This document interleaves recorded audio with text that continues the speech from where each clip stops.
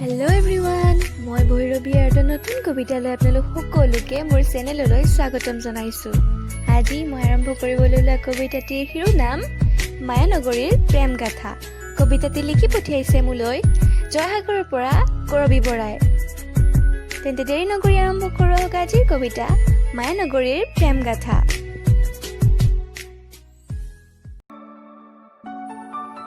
সূৰ্যোদয়ৰ কিৰণত তলসৰা বকুলৰ সুবাস বিচাৰি সিদিনাখন তেওঁ আহিছিল মায়ানগৰীৰ সপোন পাৰলৈ।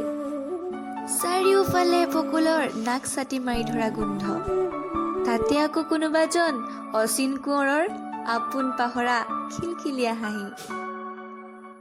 মায়ানগৰীত তেওঁৰ হাঁহিটোত যেন চাৰিওফালে প্ৰেমৰহে গান বাজিছিল।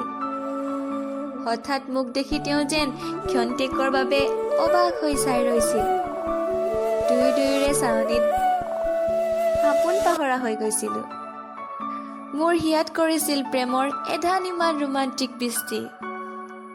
নিৰ্ভীক হৈ চকু থৰ লাগিছিল মাথো তেওঁজনৰ আপোন পাহৰা হাঁহিটিত। প্ৰথম চাৱনিতে মিছ জয়সাগৰীয়ানৰ বুকুত ৰোমাঞ্চ সৃষ্টি কৰা তেওঁ হেনো হেণ্ডচাম জেইচিয়ান। অনৰ্গল ভাৱনাত বুকুত প্ৰেমৰ হাই এলাৰ্ট বাজি উঠিছিল। হেই মিষ্টাৰ জেইচিয়ান, আকৌ আহিবাচোন মায়ানগৰীৰ সপোন পাৰলৈ। দুয়োৰে প্ৰতিশ্ৰুতি হৈ হাতে হাত ধৰি আগবাঢ়িম জনমৰ পৰা জনমলৈ।